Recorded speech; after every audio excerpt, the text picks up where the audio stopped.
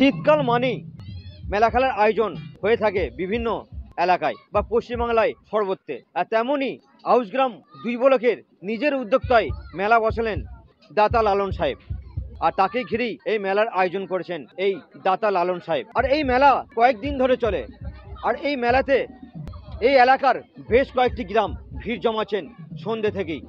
আমরা যাব এখানকার যারা মেলা বা খেলাপ্রেমী যারা আছেন তাদের কাছে, তারা কি বলছেন এই দাতা লালনের খেলা আর মেলা উৎসব নিয়ে। গ্রামের মানুষ এর নামটা কিন্তু আমি শুরু করি, তাই আমার নামটাই তিনারা রেখে দিলেন, যে ওই লালন নামে যিনি যে ছিলেন, যে সর্বজাতি সর্বধর্ম তিনি তো লক্ষ্য করে যে এতে চলতেন, তাই আমারও কিন্তু নামটা লালন। সেই পরিপ্রেক্ষিতে গ্রাম থেকে যৌথ হলো, নামটা কি হবে না দাতা লালন মিলন মেলা।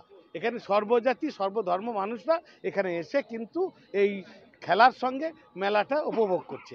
যে খেলায় মেলায় আনন্দে উৎসবে উন্নয়নে বাংলার মানুষ আবৃত থাকুক, এবং লালনদার এই খেলাতে ইনি আমি পরপর 3 বছর এলাম।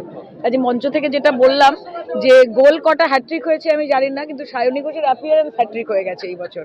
কাজে এরকমভাবে প্রত্যেকবার যখন আসি সঙ্গে দলের মানুষরা থাকেন, জনপ্রতিনিধিরা থাকেন, যাদেরকে বাংলার মানুষ আশীর্বাদ করেছেন। আমার পাশে অসিতদা রয়েছেন, বোলপুরের এমপি, এবং আমাদের কাছে এটা একটা অত্যন্ত আনন্দের বিষয় যে দিল্লি থেকে, আগে বলতাম যে কলকাতা থেকে এসেছি, আজকে বলতে হচ্ছে যে দিল্লি থেকে এসেছি।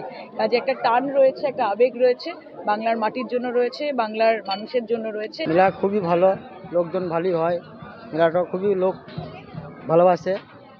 মেলা বিচাকনা ভালো বটে, খারাপ না। এই 4 বছর ধরে করছে এই মেলাটা। এখানে অনেক নতুন নতুন আর্টিস্টরা আছে, মানে ভালো লাগে দেখতে। আমার শহর পূর্ব বর্ধমান থেকে শেখ আব্বাস আলী, কলকাতা টিভি।